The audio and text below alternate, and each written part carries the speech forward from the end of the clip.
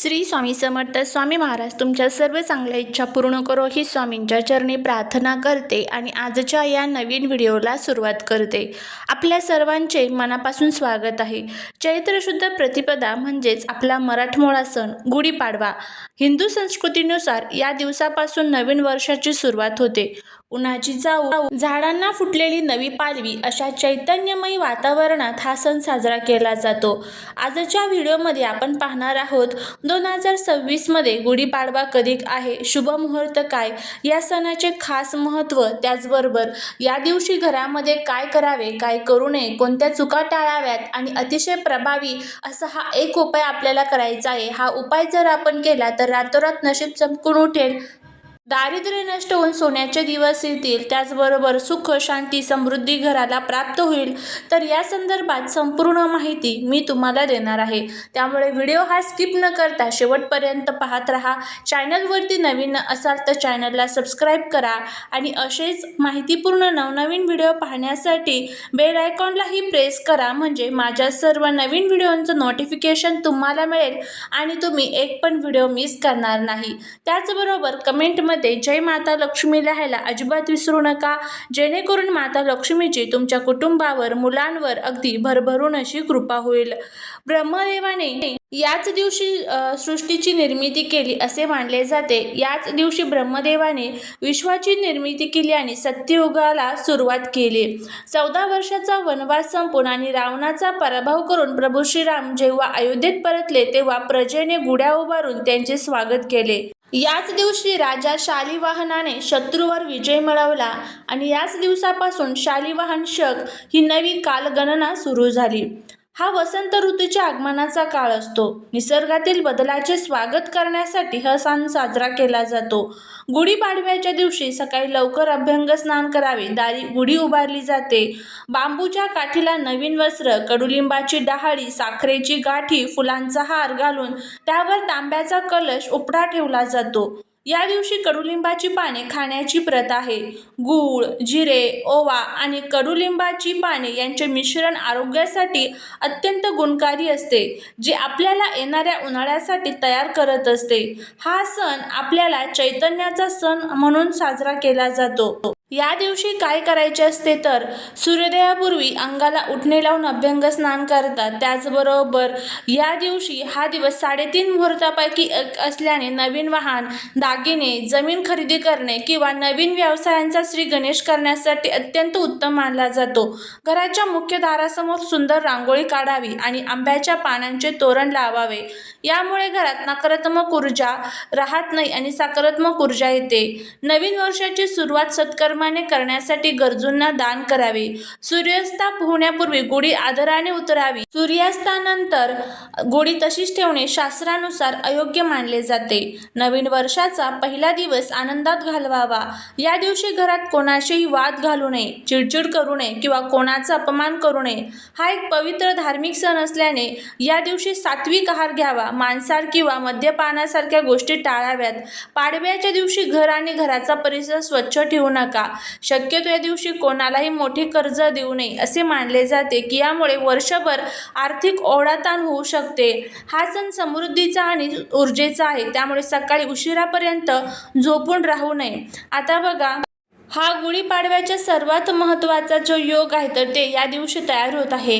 त्यामध्ये सर्वार्थ सिद्धियोग तयार झालेला आहे, अमृत सिद्धियोग तयार झालेला आहे, रवियोग तयार झालेला आहे, उत्तरा भाद्रपद नक्षत्र आहे. त्यामुळे आपल्याला या दिवशी सूर्य आणि चंद्र मीन राशीत एकत्र असतील, जे आत्मिक शांती आणि नव ऊर्जेचे प्रतीक असणार आहे. गुढी उभारणे हे विजयाचे आणि समृद्धीचे प्रतीक मानले जाते. त्यामुळे या दिवशी मध्यम आकाराची बांबूची काठी स्वच्छ धुवून घेतली जाते. नवीन रेशमी वस्त्र किंवा जरीची साडी, शक्यतो लाल, पिवळी किंवा केशरी रंगाची घ्यायची आहे. तांब्याचा किंवा चांदीचा स्वच्छ कलश घ्यायचा आहे. कडुलिंबाची डाळी, आंब्याची पाने घ्यायची आहे. त्यानंतर सर्वात आधी बांबूच्या काठीला स्वच्छ धुवून त्यानंतर काठीच्या वरच्या टोकाला हळदी कुंकू लावून पूजा करा. काठीच्या वरच्या बाजूला नवीन नवीन रेशमी वस्त्र व्यवस्थित बांधा. वस्त्राच्या घड्या नीट असतील अशा बेताने त्या बांधाव्या. वस्त्र बांधलेल्या ठिकाणी कडुलिंबाची डाळी आणि आंब्याची पाने तोरण एकत्र बांधा. कडुलिंब हा आरोग्याच्या आणि कडू गोड अनुभवांचे प्रतीक आहे. त्यानंतर त्यावर फुलांचा हार आणि साखरेची गाठी बांधा. गाठी हे जीवनातील गोडाव्याचे प्रतीक मानले जाते. आता या सर्वांवर तांब्याचा कलश उपडा ठेवा. कलशावर आधी बाहेरून हळदी कुंकवाने स्वास्तिक काढा.